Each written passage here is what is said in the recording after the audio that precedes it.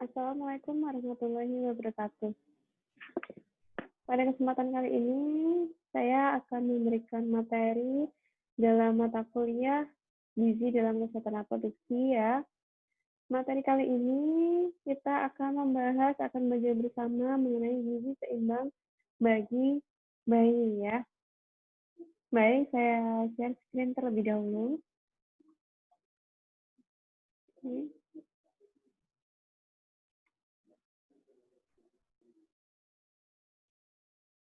Nah, yang perlu kita ketahui terlebih dahulu adalah apa sih itu gizi, apa sih itu nutrisi. Gizi atau nutrisi itu adalah ilmu yang mempelajari perihal mengenai makanan serta hubungannya dengan kesehatan. Entah itu untuk kesehatan bagi bayi, balita, anak-anak, remaja, dewasa, ataupun pada orang tua.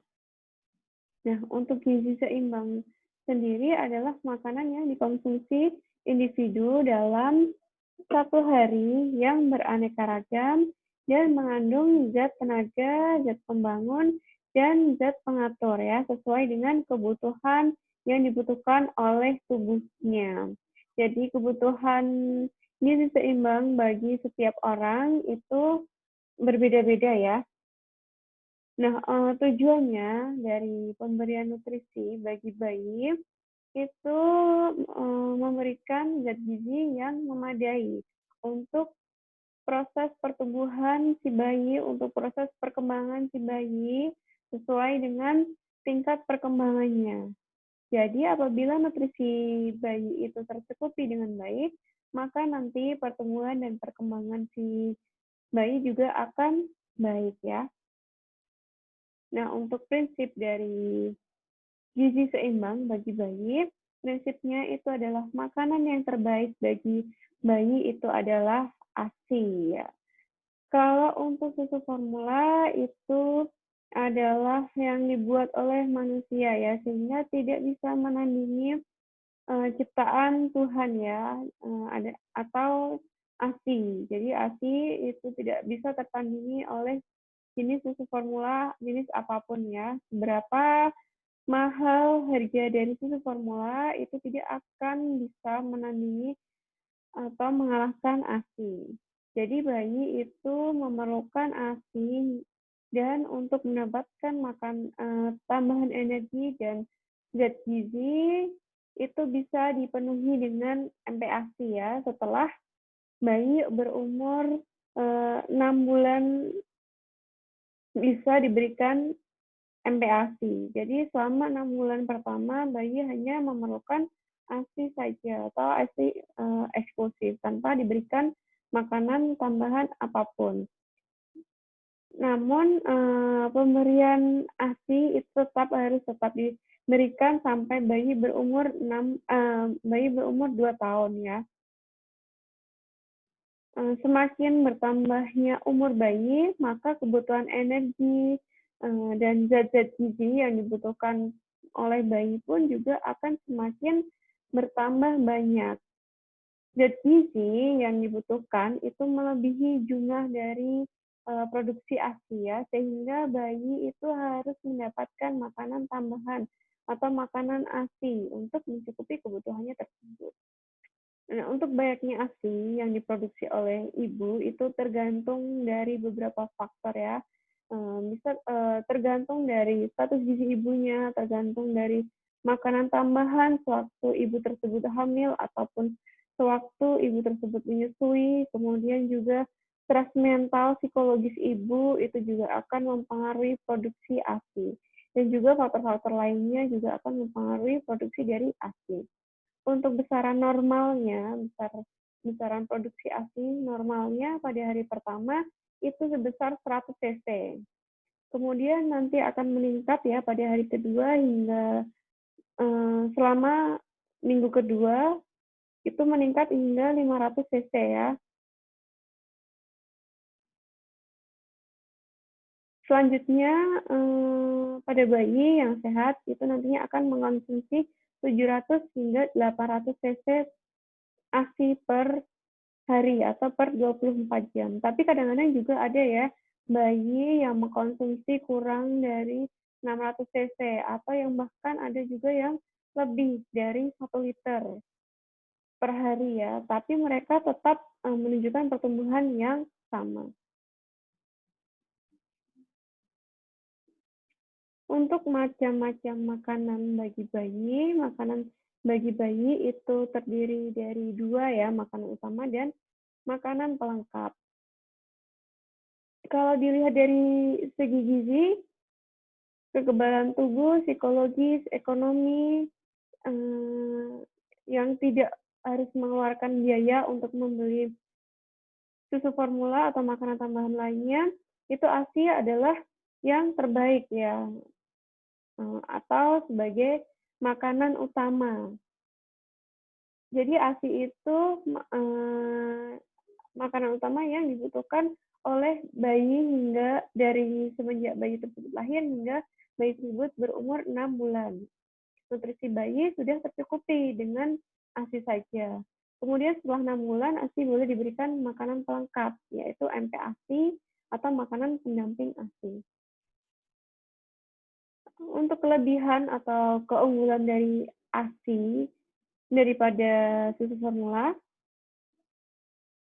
ASI itu selalu tersedia setiap saat. Kapanpun dibutuhkan, itu selalu tersedia ya. Jadi ASI lebih mudah pemberiannya juga ya, karena tinggal menetei kepada bayinya. Kalau untuk susu formula, itu membutuhkan waktu untuk persiapannya dalam mempersiapkan susu formula itu membutuhkan waktu. Kemudian ASI itu tidak perlu membeli ya, karena sudah diproduksi oleh ibunya. Sedangkan kalau susu formula itu harganya itu relatif mahal, sehingga kita harus membelinya dengan uang. Kalau ASI itu juga selalu dalam keadaan steril ya, karena ada dalam susu ibu. Kalau susu botol itu botolnya itu harus selalu benar-benar dibersihkan. Setiap kali setelah dipakai, kemudian susu botol tersebut harus dicuci hingga bersih ya. Biasanya harus sampai steril, maka untuk pencuciannya bisa direbus atau direndam dengan air panas ya. Karena botol itu mudah tercemar bakteri ya, ataupun kuman ataupun penyakit-penyakit lainnya. Sehingga harus selalu dibersihkan setiap selesai pemakaian. Kemudian ASI itu bisa memperbaiki pencernaan bayi, sedangkan susu formula itu tidak dapat diberikan ya apabila bayi tersebut mengalami diare.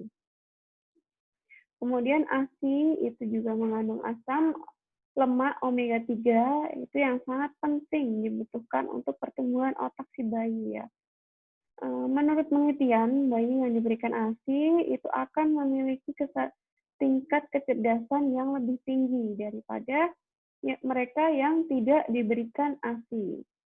Untuk kolostrum ASI yang dikeluarkan itu berwarna kekuningan, itu karena mengandung vitamin A, protein, zat kekebalan, yang pastinya itu sangat penting bagi bayi.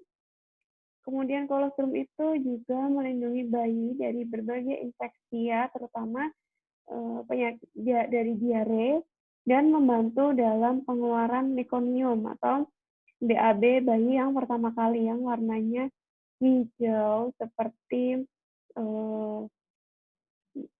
bumbu tahu petis ya. Warnanya itu hitam kehijau-hijauan. Sedangkan kalau susu formula itu tidak mengandung zat kekebalan tubuh yang dibutuhkan oleh bayi, sehingga bayi itu sering menderita sakit ya, terutama sering pada bayi itu menderita diare. Dilihat dari segi positif lainnya dari ASI, itu yang pertama mempererat hubungan antara ibu dan juga anak, karena dengan menyusui itu terjadi perlengketan pada ibu dan juga anak ya saat ibu itu menyusui. Kemudian menyusui itu juga bisa menjalankan kelahiran atau karena bisa sebagai alat KB alami ya. Jadi ibu apabila menyusui tidak perlu menggunakan alat kontrasepsi lainnya. Karena dengan menyusui itu hormon prolaktin yang bertugas untuk merangsang produksi ASI itu akan meningkat sehingga menghambat pelepasan sel telur.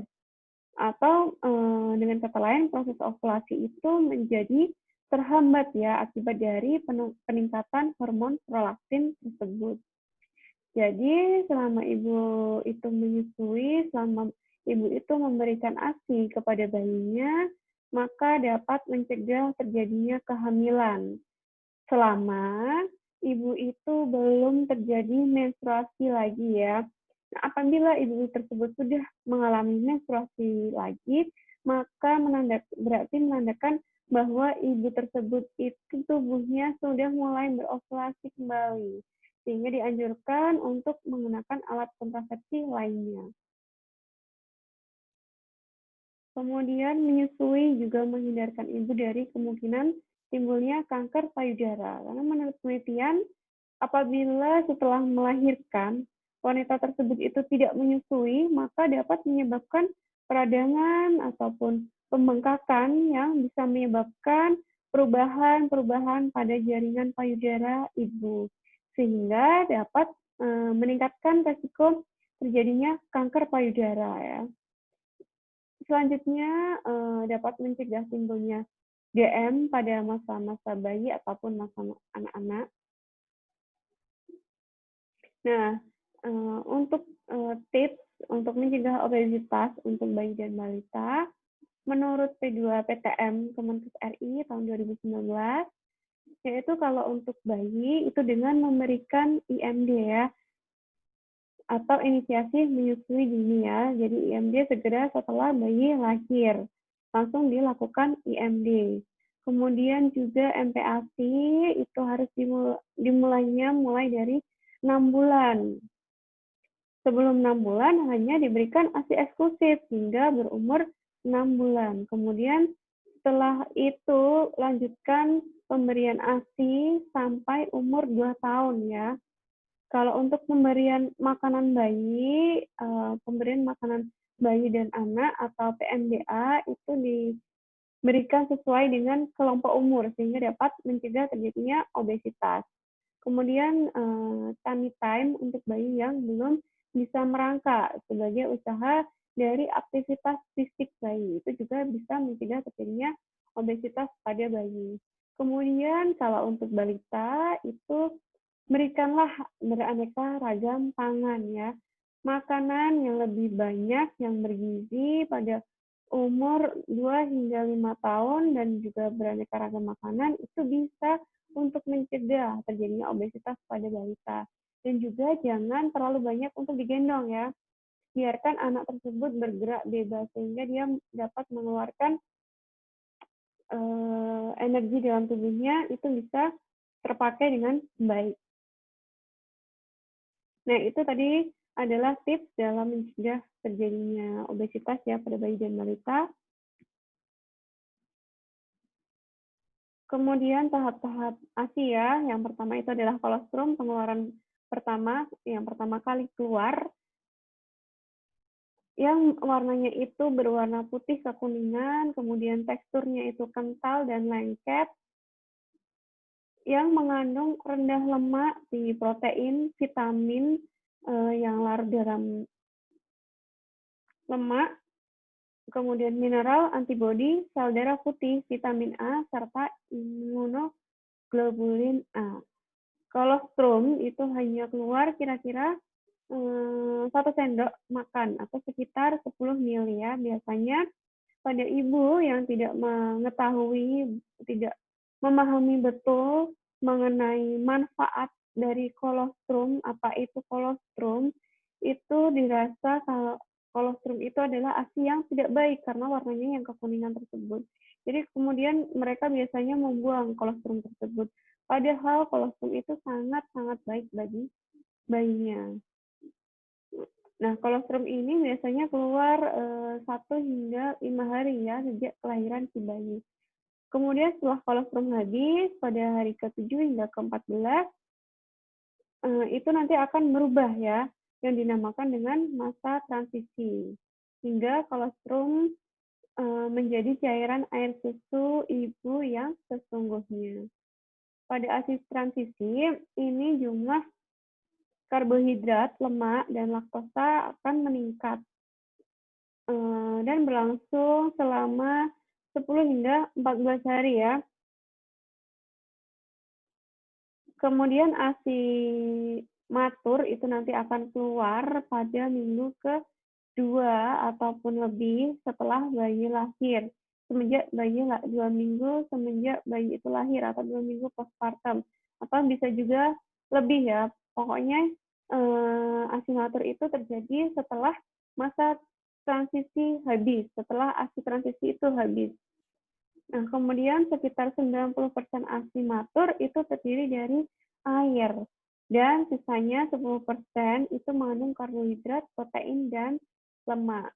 Nah, ASI ini itu sebagai vaksin alami ya, yang biasanya disebut tadi saya sudah jelaskan imunoglobulin A. Kalau IgG itu dari placenta ya. Jadi, ini ada 2 jenis warna dan tekstur ASI ya. ASI matur yang keduanya itu sebenarnya benar baik semua bagi bayi ya. Yang pertama Formilk. Formilk ini jenis ASI yang berwarna sedikit jernih dan kebiru-biruan. Nah, warna tersebut itu menandakan bahwa air susu ibu itu memiliki kandungan lemak yang cukup rendah ya, sehingga berwarna sedikit jernih dan kebiru-biruan. Biasanya kalau formik ini keluar di awal-awal menyusui. Kemudian kalau Hilmik berbeda ya dengan formik. Kalau dalam warna dan tekstur formik, Hilmik ini memiliki tekstur yang jauh lebih kental, tapi tidak kalah bagusnya dengan formik ya. Nah, kalau warna Hilmik ini cenderung putih, bahkan agak kekuningan, itu pertanda bahwa kandungan lemaknya itu tinggi.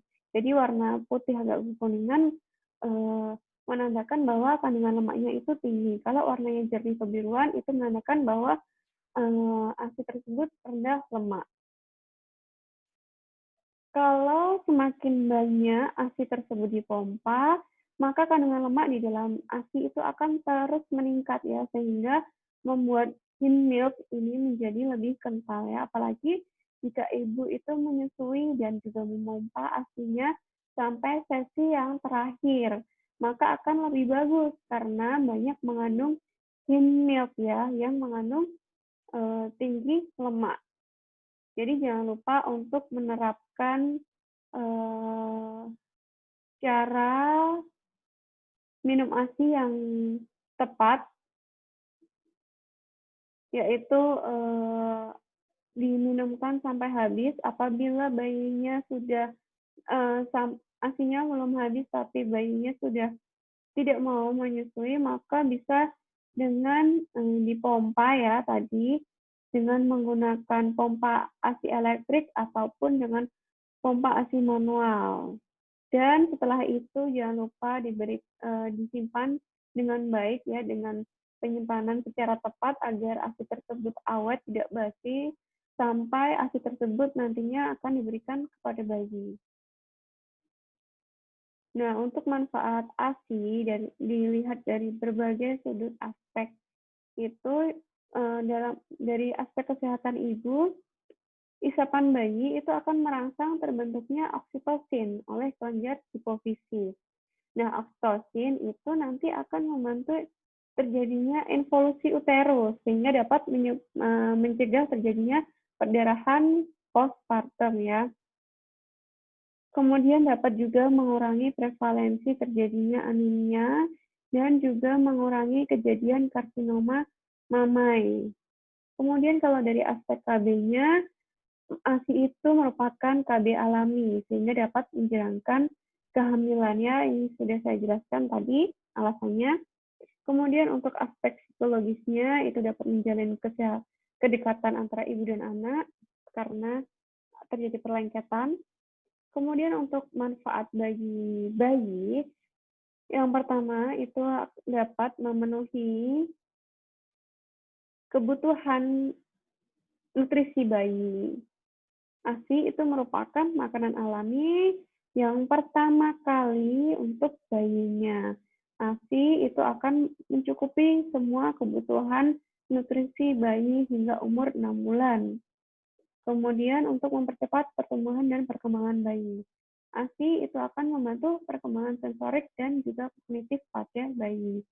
Kemudian untuk meningkatkan daya tahan tubuh bayi. Ya, pada ASI itu terdapat sistem kekebalan yang terkandung di dalamnya itu adalah protein seperti laktoferin dan IgA yang fungsinya itu untuk melindungi bayi dari infeksi kuman, bakteri, virus maupun parasit.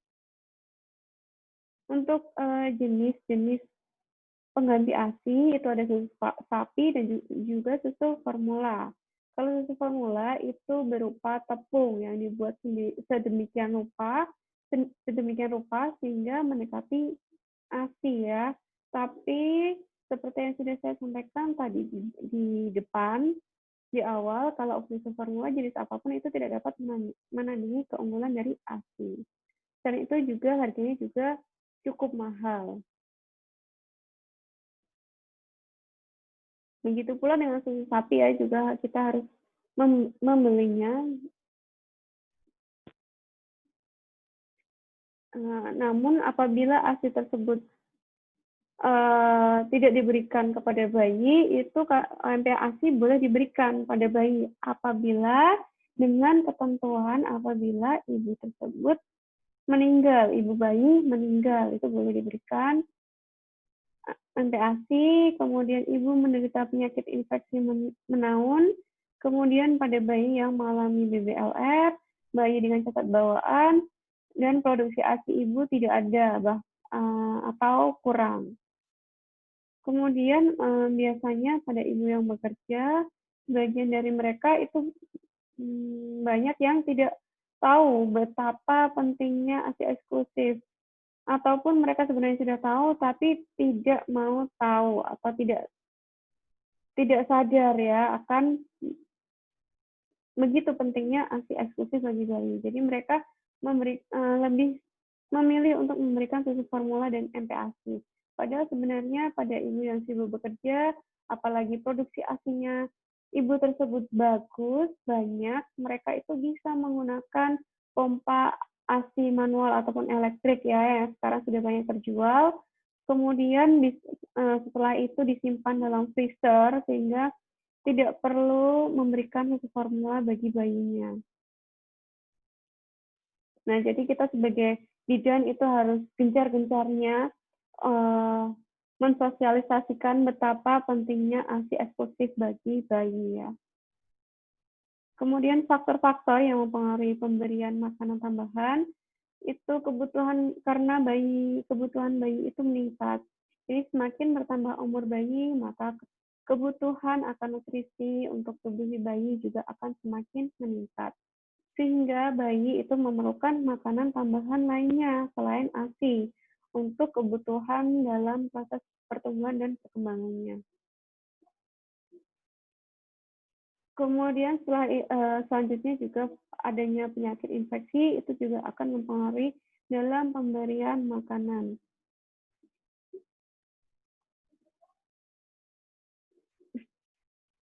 Untuk prinsip pemberian MPASI, pada bayi yang berumur 6 hingga 8 bulan, jenisnya itu bisa satu jenis bahan dasar untuk bayi yang berumur 6 bulan.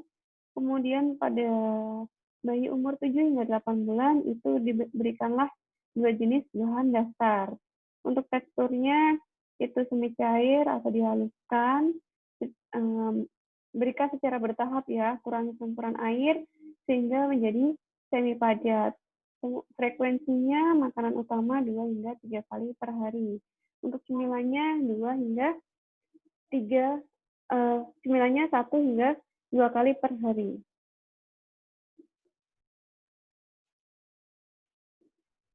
Untuk porsi setiap makanannya pada bayi umur 6 hingga 8 bulan, itu dimulai dengan 2 sendok makan dan ditingkatkan secara bertahap sampai setengah mangkok kecil atau setara dengan 125 ml. Untuk pemberian asinya sesuka bayi, kapanpun bayi meminta harus diberikan. Kemudian pada bayi yang berumur 9 hingga 11 bulan, itu jenisnya 3 hingga 4 jenis bahan dasar dan sajikan secara terpisah atau bisa juga dengan dicampur. Untuk teksturnya, makanannya makanan yang dicincang, halus atau lunak, kemudian ditingkatkan sampai semakin kasar ya, sehingga sampai bisa digenggam. Untuk frekuensinya, makanan utama 3 hingga 4 kali per hari, cemilannya 1 hingga 2 kali per hari. Untuk porsi setiap makan, setengah mangkok kecil atau setara dengan 125 ml, asinya sesuka bayi. Untuk bayi berumur 12 hingga 24 bulan, itu sudah bisa diberikan makanan keluarga ya, atau makanan yang biasa disajikan dalam keluarga. Teksturnya padat, frekuensi makanan utamanya 3 hingga 4 kali per hari. Dan cemilannya sama ya, 1 hingga 2 kali per hari. Kemudian porsinya untuk setiap kali makan itu 3/4 sampai 1 mangkok kecil atau setara dengan 175 hingga 250 ml. Dan asinya sesuka bayi.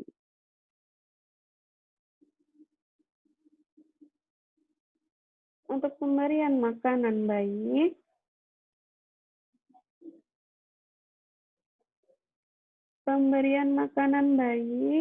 itu dibedakan menjadi 4 ya. Untuk pemberian ASI eksklusif atau eksklusif breastfeeding itu bayi hanya diberikan ASI saja tanpa makanan tambahan apapun atau minuman apapun ya, kecuali kalau obat, vitamin dan mineral, dan ASI yang diperas. Itu juga termasuk dalam ASI eksklusif.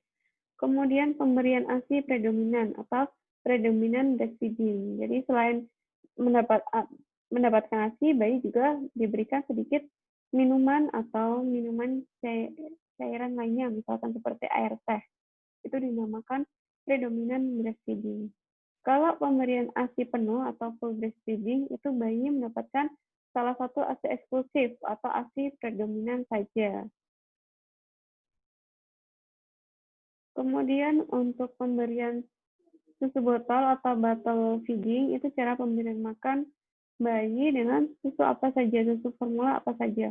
Termasuk juga ASI yang diperah dalam botol ya, entah itu susu formula ataupun ASI, namun pemberiannya diberikan melalui botol, itu namanya botol feeding.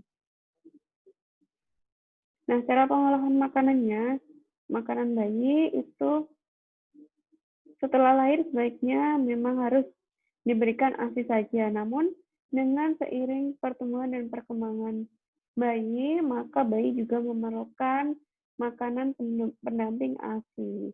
Jadi usahakan untuk makanan tambahan yang dimasak itu tidak hanya terdiri dari makanan pokok saja, jadi dari beraneka ragam makanan. Kemudian usahakan buatlah campuran dengan menambahkan kacang-kacangan, sayur-sayuran, atau bahan makanan yang bersumber protein, dan tambahkan minyak, lemak, atau santan untuk meningkatkan kandungan sumber tenaga. Jika dalam menggunakan makanan tambahan yang buatan pabrik, itu kalau buatan pabrik itu biasanya walaupun sudah diperkaya akan gizinya, tetapi juga harus perlu diperhatikan baik itu saat mempersiapkan, memasak, ataupun dalam penyajiannya. ataupun juga ED-nya juga harus dilihat ya dalam pemberian makanan tersebut kepada bayinya, jangan sampai udah kadaluarsa kemudian diberikan kepada bayinya.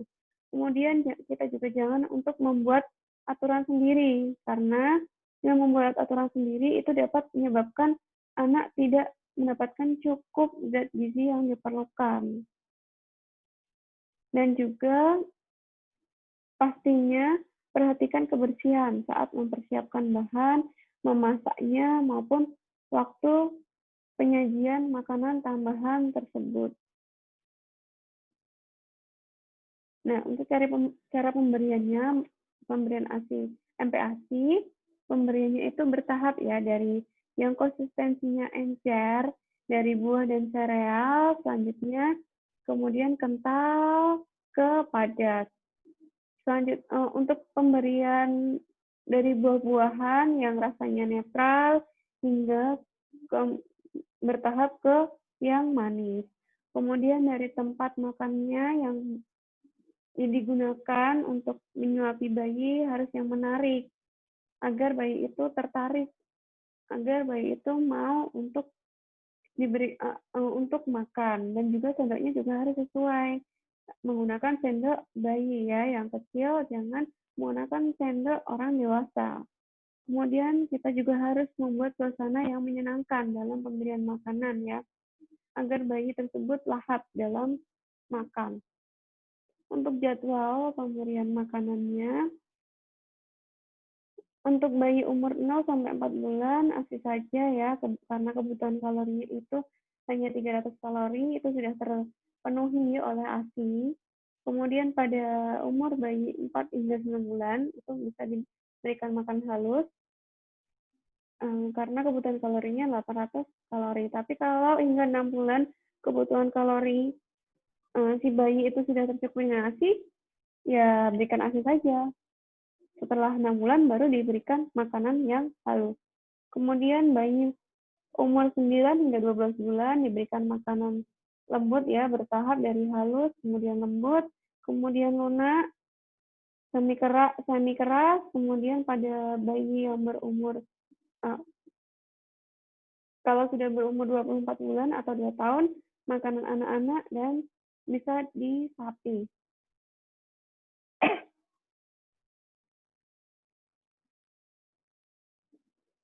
Nah, jadi kebutuhan nutrisi bayi itu harus mengandung lemak, mineral, asam amino, dan karbohidrat ya, yang nantinya fungsinya itu sebagai sumber energi bagi bayi dan juga untuk sebagai proses anabolisme. Pengaruhnya, kalau status gizi bayi itu baik, maka nanti akan berpengaruh pada perkembangan dan pertumbuhan bayi ya, karena 2 tahun pertama itu adalah masa-masa golden age bagi bayi, sehingga masa tersebut itu adalah masa yang sangat penting bagi pertumbuhan dan perkembangan bayi, menentukan pertumbuhan dan perkembangan bayi pada saat dewasa nantinya, sehingga sangat perlu diperhatikan ya dalam kebutuhan gizi atau nutrisi bagi bayi. Nah, kalau gizi bayi tersebut baik, maka akan berpengaruh terhadap fisik dan jasmani bagi bayi ya.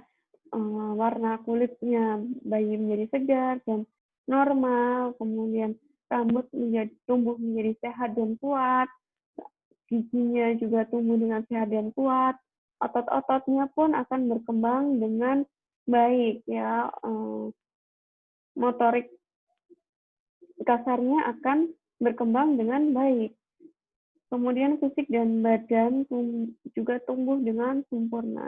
Untuk pengaruhnya terhadap mental atau rohaninya, bayi jadi dewasa nantinya menjadi lebih percaya diri, kemudian lebih cerdas dan lebih aktif, serta kreatif dan berinisiatif tinggi. Baik, itu yang dapat saya sampaikan pada pertemuan kali ini tentang gizi seimbang bagi bayi. Nanti untuk tugasnya saya sudah lampirkan di Google Classroom ya. Nanti kalian bisa melihatnya semuanya, instruksi saya sudah ada di Google Classroom semua. Jadi perhatikan dengan cermat setiap step langkah-langkah yang harus kalian lakukan ya. Oke. Baik, sekian yang dapat saya sampaikan. Apabila ada kurang lebihnya, saya mohon maaf ya. Wabillahi taufik wal hidayah. Wassalamualaikum warahmatullahi wabarakatuh.